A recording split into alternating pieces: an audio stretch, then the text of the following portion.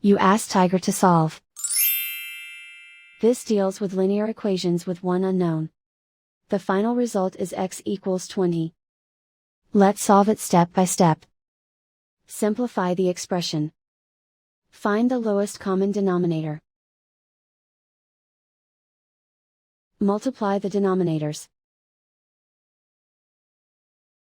Multiply the numerators. Combine the fractions. Combine the numerators. Isolate the x. Multiply both sides by inverse fraction 10/3. Group like terms. Multiply the coefficients. Simplify the fraction. Multiply the fractions. Simplify the arithmetic.